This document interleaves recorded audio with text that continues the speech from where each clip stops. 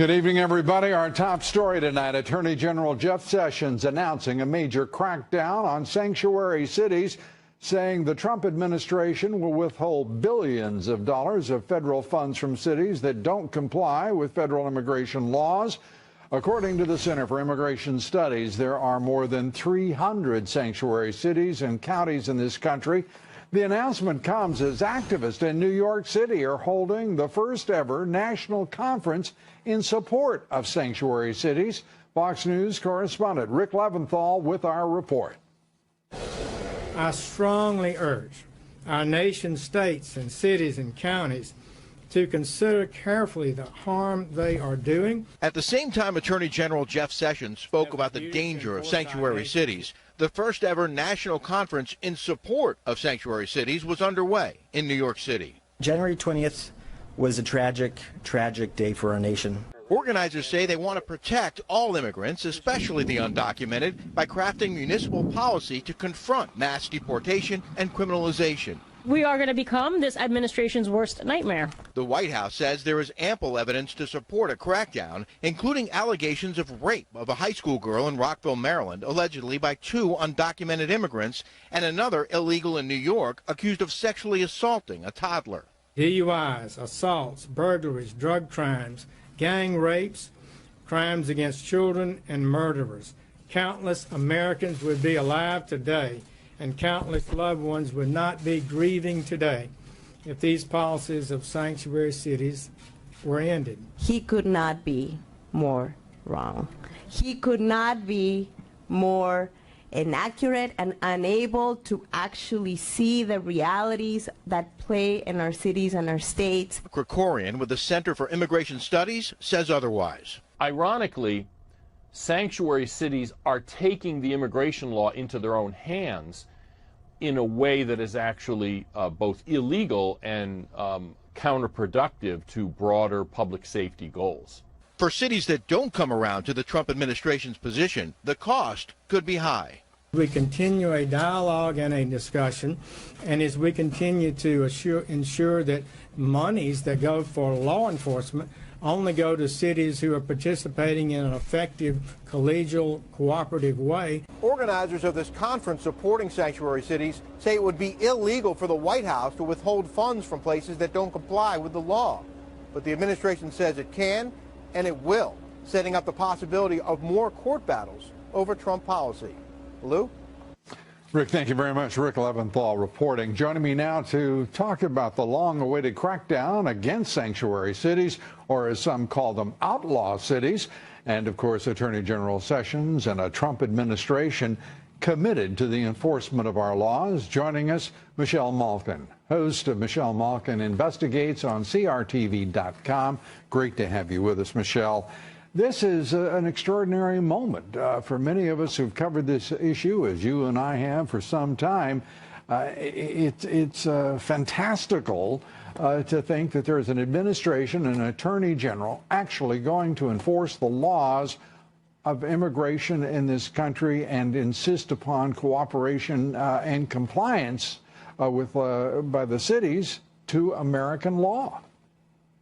Lou, it is a great day for America, for law-abiding citizens, for law-abiding immigrants and naturalized citizens as well, who understand that this is the primary duty of the federal government to defend and protect the Constitution, our rule of law, law and order, public safety, and our sovereignty. And I am in Denver, and I think it's significant that Attorney General Jeff Sessions mentioned specifically a horrific case here where the police ignored an ICE detainer and allowed an illegal alien from Mexico to be released, who then went on to murder a young man at a Denver train station, light rail station here in Denver. And yet you have these open borders zealots and ideologues meeting in New York, as you mentioned, Lou, who are denying the bloody reality of these sanctuary jurisdictions. I hope and pray, Lou, that this is only the start, because this order, of course, deals with cities, municipalities, and states. But there are so many other government entities that are also defying law and are also violating Section 1373, which Attorney General Sessions has cited. For example, here in Denver, the Denver Public Schools have explicitly declared themselves a sanctuary or an outlaw jurisdiction, as I call them, in the public schools. That kind of defiance needs to be punished in the very same way in the pocketbook. Yeah, and that defiance extends across 300 jurisdictions, as we said here tonight. 25 states have, to their credit, moved to stop any, prohibit any sanctuary policies on the part of any jurisdiction within those states. But it's also a time where the administration needs to go beyond this and say, we're going to absolutely insist on schools, any other jurisdiction, but particularly schools, complying with law. And we need to hear more information from our federal government. You can't find out readily how many illegal immigrants are in our schools, the cost that is there. It's estimated, but of course there's no record of it because it is politically incorrect. And then you have all sorts of organizations, nonprofits, that are being funded by the federal government to be activists supporting illegal immigration. And that's got to stop too.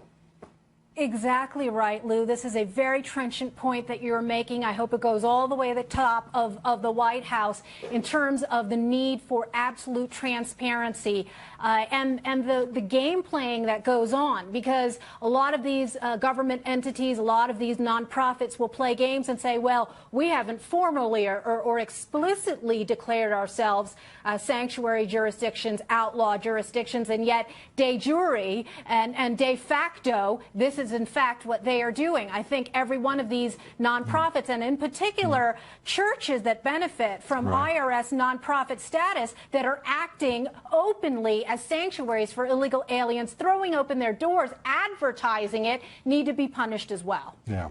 I want to turn to this extraordinary moment where conservatives were being condemned by some members of the Trump administration for not going along with a bad bill, only 17% of the country supporting it, a bill that across the board conservative organizations said was not worth a tinker's damn, and yet the response of Reince Priebus and others was, well, we're going to be working with the same Democrats who have been frustrating this administration at every turn, instead of trying to create a terrific piece of legislation.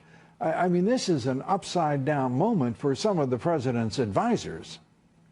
I'll say it's Alice in Wonderland plus Kafka plus Orwell all rolled into one. And it's one of the reasons I hate the Beltway swamp so much, Lou. Matt Drudge had a very trenchant comment himself on Twitter the other day. He said, the swamp drains you.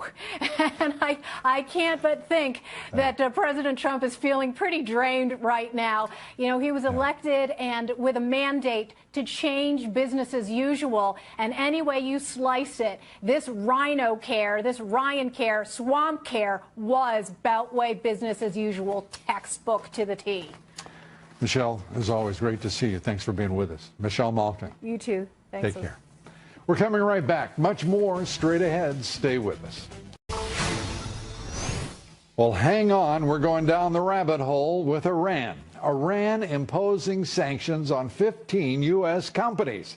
The Iranian retaliatory move comes days after the United States sanctioned 30 foreign companies or individuals for helping Iran's ballistic missile program. Among the companies hit with the, well, mostly symbolic Iranian sanctions are missile maker Raytheon, United Technologies, and truck maker Oshkosh, by gosh.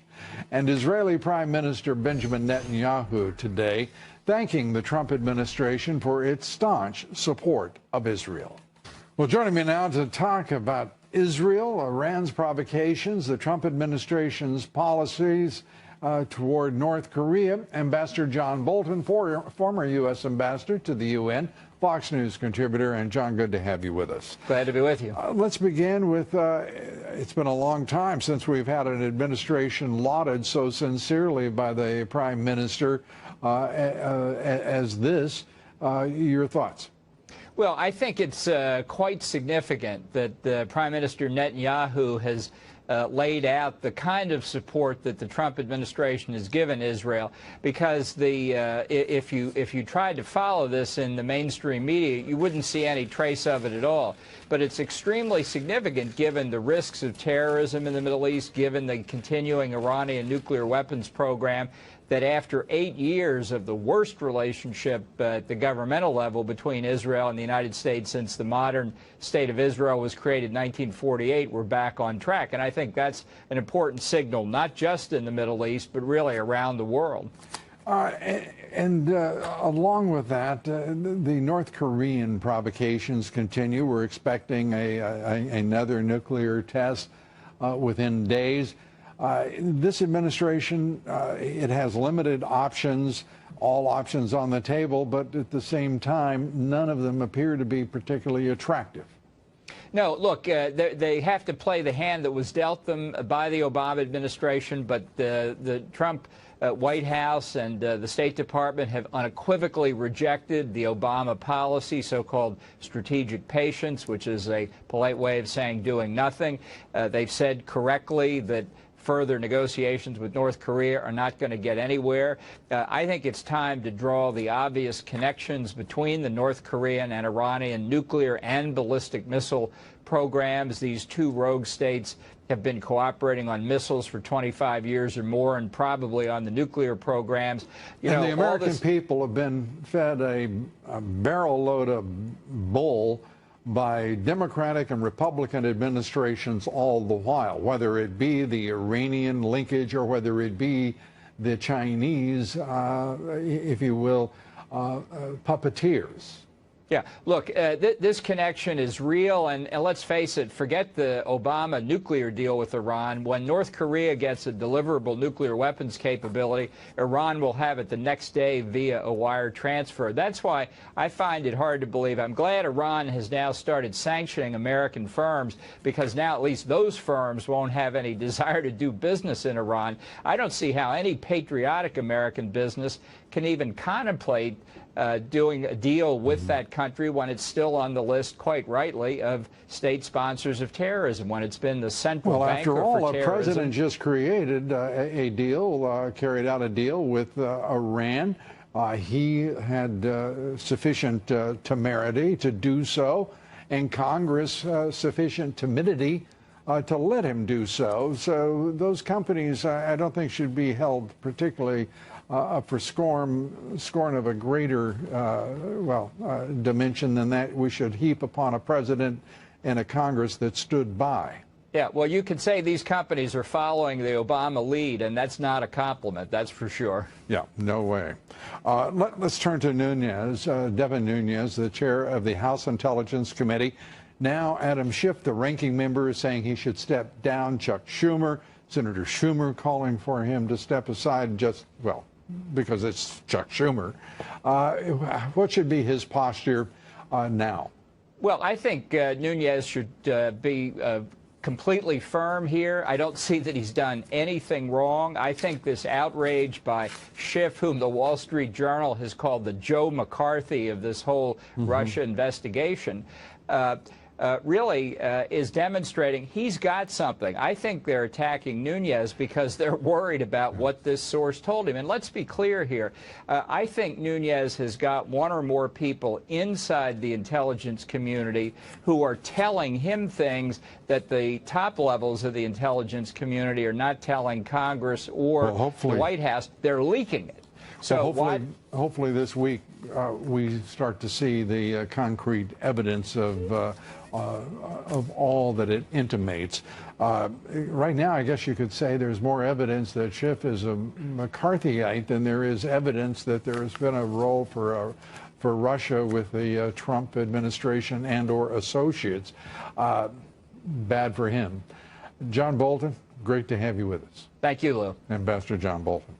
Be sure to vote in our poll tonight. Should the Trump administration put any trust whatsoever in moderate Dems on health care or any other issue for that matter? We'd like to hear from you. Cast your vote on Twitter at Lou Dobbs. And follow me on Twitter at Lou Dobbs. Like me on Facebook and Instagram at Lou Dobbs. Tonight on Wall Street, stocks closing mostly lower. The Dow ended the day down 46 points after falling nearly 200 points earlier in the session. The S&P lost 2, the Nasdaq up 12. The market somewhat depressed as a result of the failure of RyanCare to move to a successful vote last Friday. Volume on the big board today, 3.2 billion shares. The Dow posting its longest losing streak now since 2011, down for 8 straight sessions. Despite these recent losses, stocks still posting strong gains since Election Day. The Dow and Nasdaq still up more than 12%. The S&P up a paltry 9% over that period. Crude oil resuming its slide down below $48 a barrel. And a reminder to listen to my reports 3 times a day, coast to coast on the Salem Radio Network. And up next, Congressman Ted Poe tells the Freedom Caucus adios. But no matter what changes were made, the goalposts kept getting moved. The Freedom Caucus decided that no was going to be the answer, and I think at some time we're going to have to say, yes, we are in power, we need to lead. Well, who's to blame for this mess? That's the subject of my commentary tonight. And a little later, Ed Rollins, Michael Goodwin will assess it all, taking the long view, the strong arc of history. Well, day by day. Stay with us. We'll be right back.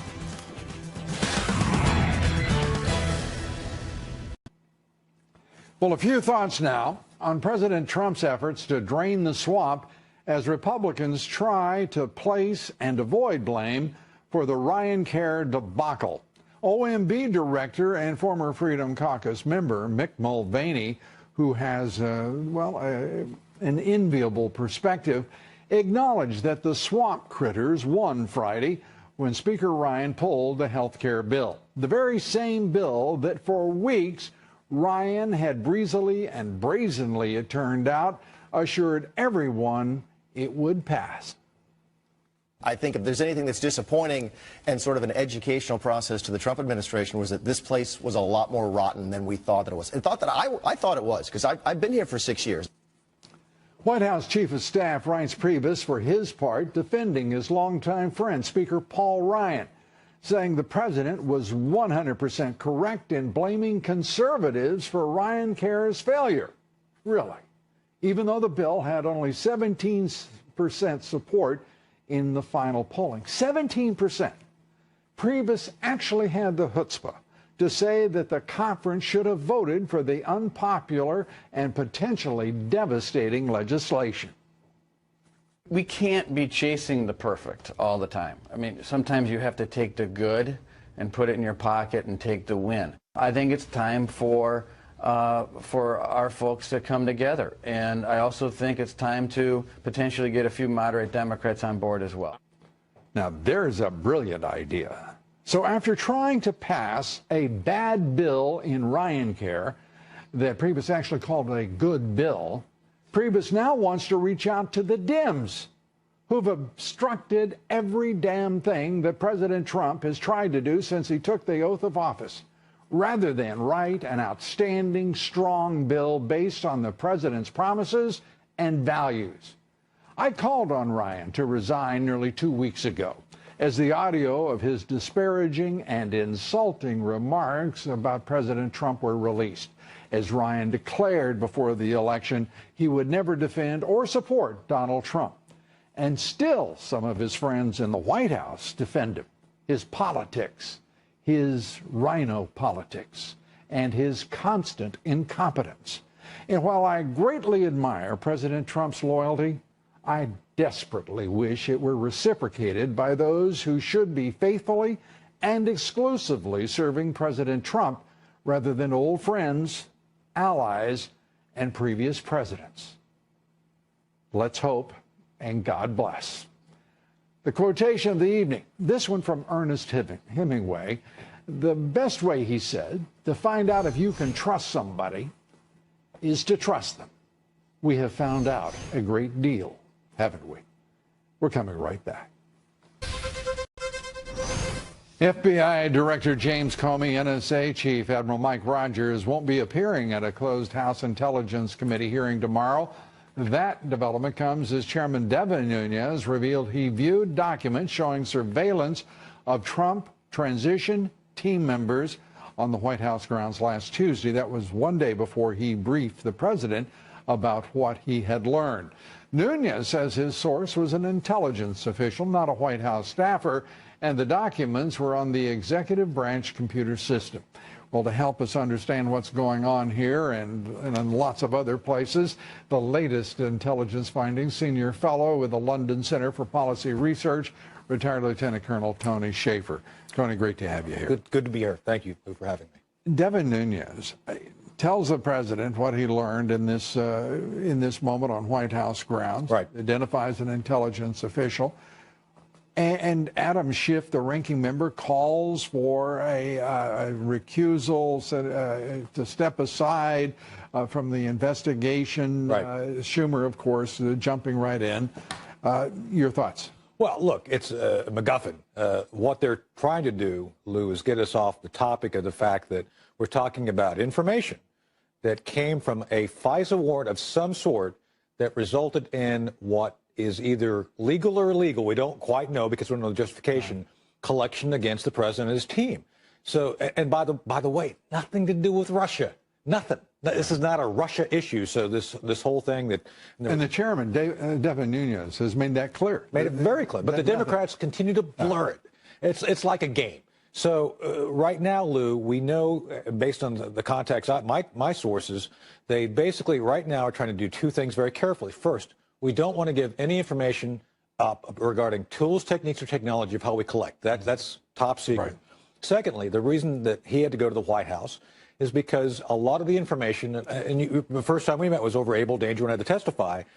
Lou, Congress never received the information. Tony Shaffer's going back a few years. I'm geezing now. But my point is that when Congress demanded the information, they didn't give it up initially. Right. They had to go ask. I had to tell them where to go look. That's what I think happened here. Someone came in and said, look in this database, you're going to find what you need. So this whole like kabuki dance about, oh, he went to visit the White House, I don't think there's anything wrong with that by the fact that information is compartmented. He had to go look at the compartmented information. You talked about FISA. So right. there may well indeed have been legal collection or maybe metadata. We think so.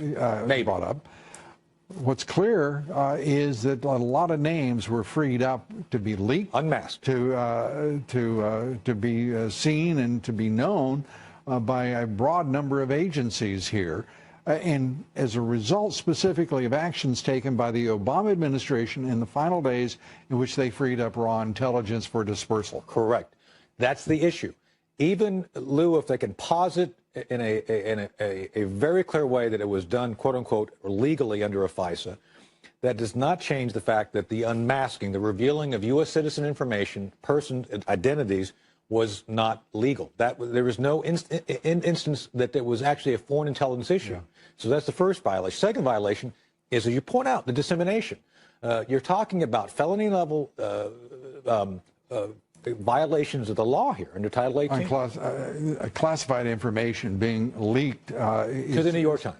And by the way, I love the diversion that's created here. In some parts by the national left-wing media and some by the Dems, in which they want to get into these sort of mocking superior tones about, well, the president referred to wiretapping. He used wiretapping in quotes, right. First of all. Secondly, well, whatever the hell he said, that is actually right now, it appears to be substantiated by whatever Devin Nunes is saying. We'll see it ourselves, we hope, in the next day or two. Well, I think he's trying to figure out a way, again, to parse out what he can to show the evidence of it. With that said, you're completely correct. I mean, I think President Trump has been vindicated by the fact that there is evidence of the wrongdoing. And like you said, somehow it's not, and there's no dispute, the New York Times, the Washington Post, and MSNBC and NBC all got the information. So, and nobody's disputing that. And Lou, they had a headline on the New York Times, for goodness sake, about wiretapping. So it's which beyond, they changed. Which they changed. Talk about Orwellian. Yes, yeah, I mean that. Those are the 5 organizations that President Trump calls fake news. So they're the sort of the gang of the fake 5, whatever you want to call them. We're looking at a lot of things going on here, and it appears to me that the president could really, he needs somebody. It seems to me, whether it be the Solicitor General, the Attorney General, whatever, to start preparing some papers, because this is an investigation waiting to happen. Right. And the Obama administration, whatever you say, if what is intimated at this point turns out to be the case, this is going to be an investigation that's going to rival certainly the Clinton investigation that should be resurrected, in my judgment. I agree. Yours. Couldn't agree. No, look, there's a lot of, if you talk about foreign money, you talk about foreign involvement, you can't look past Ms. Clinton and her campaign. You got to look at both. More, and to your point regarding the investigation, I actually told one of the White House officials who was picked by Mr. Trump in a meeting at Trump Tower, I said, you've got to go in. The moment you get in there on Inauguration Day, you have to treat the entire Obama administration like a crime scene. They've done things, and I'm not joking, Lou. I said that. I know you're not. And it's like, but nonetheless, it does evoke a certain, it does evoke a certain reality. Mirth, some mirth. A certain reality, yes. Colonel, great to see you. Great seeing you, sir. Appreciate it. Thank you. Thanks so much. President Trump creating a new White House Innovation Office led by his son-in-law, senior advisor Jared Kushner. Kushner tasked with replicating private sector efficiency in the government. Mr. Trump also today rolled back Obama-era regulations, signing 4 bills eliminating rules on federal contracts, land use, education, he says, kill jobs. Joining me now to discuss the president's efforts to drain the swamp and get his agenda rolling, a member of the House Energy and Commerce Committee, first member of Congress to back the Trump presidential candidacy, Congressman Chris Collins of New York. Congressman, great to see you. Good to be with you, Lou. I got to start with, the president made a remark, and we heard Reince Priebus make a remark about the Freedom Caucus. This is a bill that was supported by 17% of the folks. It was a bill that did not repeal Obamacare. It was a bill that was awful hard to take, and 20 million Americans, according to the CBO, weren't going to be covered. What in the world is going on there in the Speaker's office? Well, let me start, Lou, by saying clearly America did not understand what we were doing, and it was changing by the day. But here's what I have focused on, which you don't hear people talk about. Whoa, Congressman, I got to be honest with you. I tremendously respect you. But when a congressman tells me the American people aren't smart enough to understand what the hell Congress is doing, let me just say that. I didn't say not smart enough. That means Congress wasn't smart enough to communicate. And that's where we are. I mean, that's not on the people. That's on Congress. Well, here's what I will say. I was focused on $800 million or $1 billion worth of taxes, fees, and penalties being eliminated. We didn't talk about that enough. That would have been the first jump start to our economy, and somehow that message wasn't delivered about the huge amount of taxes, fees, and penalties. Well, it may not have been delivered because you didn't have open hearings. You had overnight meetings with the Energy and Commerce Committee. Ways and Means didn't have amendments. This is supposed to be regular order, and in 2 weeks you're supposed to be moving legislation this important, 1/7 of the economy. And I mean, Congress, I got to be honest with you. What in the hell were you people thinking? Well, in hindsight, we can always look back and say there may have been. The hell, I said it at the time. Well, you're smarter than some of us then, Lou. Well, all I can I don't you be giving me that faint praise now. You know, I was joking with someone today, and this is not a joking matter, but with that said, we are going to look forward to moving on to tax reform. And I told somebody, you wouldn't have even had Frank Underwood get this through. It was that much of a compromise between, you know, the Tuesday group, the Freedom Caucus, and at the end... Well, hell, those aren't unknown constituencies and factions within Congress. Why wouldn't anyone with half a brain be reaching out to them, involving them in the creation of... By the way, who the hell wrote the legislation? Was it just one insurance company, or was it more? It wasn't the insurance companies, Lou, but I will say a lot of us, including the president, took the Freedom Caucus at face value, listened to them, put some changes in, and then they walked away from it. So if there was a lesson learned, it's, I guess, we're going to have to get a more solid commitment from the Freedom Caucus in dealing with them. But that's, again, water over the... The Freedom Caucus is the problem. I get it. Not the fact that the speaker didn't know what the hell he was doing, promised for weeks that he had the votes. And on top of that, you're coming back with tax reform when you're going to be led by the same speaker. Are you kidding me? You're kidding me, right? We are going to move to tax reform. We're going to have to do a better job on this. It's not as emotional as what we did on health care. We have a separate set of issues on tax reform to make it budget neutral so it doesn't sunset in 10 years. Are you going to have it regular order? You're going to see amendments. We're going to see debate. We're going to be able to watch it transparently. Are we going to see that? Yeah, we are, Lou, because we're looking at there's a start. At a July, August, September kind of time frame. We're going to have plenty of hearings. While we do have a starting point, there was some lessons learned here, and I think you're going to see more regular order on tax reform. We're not under the gun time-wise like we were on the health care. It's unfortunate I don't know where that gun came from, because I could never understand the urgency that would make the clock run over consideration and making sure it was done right. But Congressman, it's always good to talk to you. We're way over. Yeah, and that's my fault. I apologize. There we go. No problem, Lou. Talk to you soon. Good to see you, Congressman. Up next, Democrats blocking Supreme Court nominee Neil Gorsuch for another week. Guess what? There are some folks who support the president and work for the man directly who think that's just fine. Let's get a new partner. Ed Rollins, Michael Goodwin tell us what they think. Here next.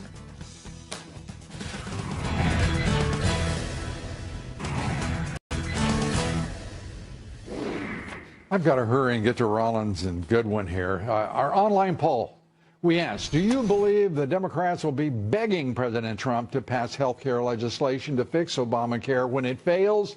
And only 62% of you said that they will, but that's a pretty good majority, actually. Democrats forcing a one-week delay in the Senate Judiciary Committee vote on Supreme Court nominee Neil Gorsuch. The committee vote will now be held next Monday. At least 19 Democrats have publicly said they will oppose Gorsuch because he's a man of such character, talent, and integrity. Who would want that on our Supreme Court? Republicans need at least 8 Democrats to move the nomination forward as it stands now. Joining us, veteran of 10 presidential campaigns, Republican strategist Ed Rollins, Pulitzer Prize-winning columnist for the New York Post, and a few campaigns himself, Michael Goodwin. Good to have you. Nice to be with you. Let's start with this week delay for a man that everybody knows should be on the Supreme Court. Well, you also understand that in that week that they're supposed to take him up is they all go on recess. They're out for 2 weeks. They have one more week here and then part of the second week. So they could delay this thing a month. The Congress and the Senate have got a racket. Here's President Trump. I mean, here he's a whirling dervish. He is working 24/7. He's going all the time. And there is, well, Speaker Ryan, Mitch McConnell, and they sort of saunter in 1 week out of every month and do something. They say they're doing something. At least the Senate's holding confirmation hearings this time. They have spring break every month. It's incredible. It is absolutely incredible. You would think that the sense of urgency that the country expressed in the election would carry over and that this would be a very productive Congress. My God, you would think, looking at all the issues and challenges and threats we've got, somebody in the Congress and the Senate would say, hey, we need to convene here until we solve some damn problems. Well, we've gone through this period of where extreme partisanship means nothing gets done. And we now have a majority in the House and the Senate, meaning Republicans, and the president. So we have to figure out how to get it done. Obviously, they stumbled and stumbled badly on the health care. someone can't count votes. And what do you mean they stumbled? They stumbled badly. Speaker Ryan said for weeks he was going to pass it, had the votes, and then guess what? He didn't. He didn't. What the heck is going on with Ryan? I hold Priebus, just as you said in your thing. He's the person who's big pal with Ryan. He had to sit down with Ryan and say, do you really have the votes? I mean, I've had those meetings when I was in the White House. Do you really have the votes? You don't take a maybe. A maybe is a no vote. You count the yes votes, and they didn't have them. They didn't have them for weeks and weeks. They took this president, they put him out on the line, and basically, I think. And then had the audacity to blame the Freedom Caucus. Right. I mean, blame the Freedom Caucus? What was it, 15 votes? 15 out of the 35 members basically said no. The others basically had either come around. I mean, who the hell there's more moderates that basically were going to vote against it than were the Freedom Caucus. So why isn't the White House screaming about moderates? Well, I think Ed makes a really important point there about that. It looks as though they were never close, and we don't know because there wasn't a vote, but it looks as though they weren't even close to the 218. So I'm not sure what Ryan was counting. Was he going on a wing and a prayer here? He thought they would just roll people over at the last minute. Well, let me ask you this. At some point, he's either this incompetent or he is this, shall we say, divided in his loyalties. I mean, is it Charles Koch? Is it the Business Roundtable, the Chamber? Who's he working for here? Well, because they didn't want this bill to pass. My God, it didn't. Remember, they created, he and Secretary Price, who was the budget chairman under him, they created this bill. This is their bill. And this is the insurance company's bill, in my opinion. Well, whatever. They were the ones who drafted it. The reality is an overwhelming majority of voters in this country want Obamacare repealed. An overwhelming majority of Democrats and Republicans want this bill repealed. It was a bad bill, and it should have been a good bill, and it would have been done. 17% support, and we just heard Congressman Collins say, well, they did a bad job of educating the public. Hello? Look, who the hell educates Congress? Right. Look, and who the hell educates the staff around the president? I mean, they're floating more bull than I can even imagine. Well, look, and I think that whoever advised the president to go out and support this so early and to throw all his weight behind it, I think that was bad advice, too, because it clearly didn't, in the end, it just took him down with the ship. I think the president's been damaged by this, and I don't think it gets any easier from here as a result. The tax will be tough. I promise you, all the bravado on the tax bill. I went through 2 tax bills when I was in the White House with Reagan. It's a very tough sell. Yeah, and you're going to use the same leadership in the House to drive that legislation? Right. I mean, you talk about some constituencies. It's going to be open. It's going to be transparent. Yeah, right. And it's not as though that all the votes that they had for Obamacare repeal, which they dropped to come into this, for taxes, they still don't have a bill that Michael can get majority support. Got to go. Good to see you. Ed, thanks. Thank you. That's it for us tonight. Thanks for being with us. Congressman Dave Brat among our guests tomorrow night. Please be with us. Thanks for being with us tonight. Good night from New York.